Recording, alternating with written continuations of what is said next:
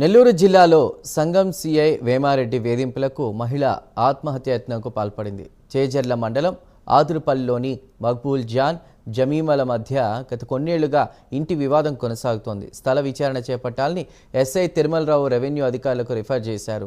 ఇల్లు జమీలకి చెందిందే అని రెవెన్యూ అధికారులు తేల్చేశారు. అయితే ఇంటి వివాదం ముగిసి 8 నెలలు అవుతున్నా ఇంట్లోకి వెళ్ళనివ్వకుండా సీఐ వేమారెడ్డి అడ్డుకుంటున్నారని జమీల ఆరోపించింది. తన చావుకు సీఐ వేమారెడ్డి కారణం అంటూ కూడా జమీల సెల్ఫీ వీడియో రికార్డ్ చేసింది. జమీల పరిస్థితి విషమించడంతో ఆత్మకూరు ప్రభుత్వ ఆసుపత్రికి ప్రస్తుతం తరలించారు.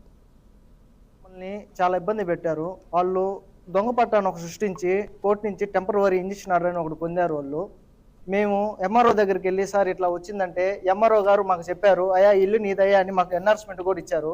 వాళ్ళు సిఈ దగ్గరికి వెళ్ళి వాళ్ళు ఏం చేశారో ఏమో సిఈ మా ఇంటి దగ్గరికి తాళాలు వేపించారు. ఇదేందుకు సిఈ గారు అని మేము స్టేషన్ దగ్గరికి వెళ్తే 2 రోజులు ఆగండి నేను మాట్లాడతాను మీ ఇంట్లోకి మీరు వెళ్దురని 8 నెలల నుంచి మమ్మల్ని బయట పెట్టి మమ్మల్ని చాలా ఇబ్బంది పెట్టారు. ఈ రోజు మా ఇంట్లో సామాన్లన్నీ పక్కన వాళ్ళు బయట పడేసి ఎందుకు వేస్తున్నారమ్మా సిఈ చెప్పారు సామాన్లు బయట పడేయమని సిఈ గారు చెప్పారని అవతల మాకు చెప్పారు.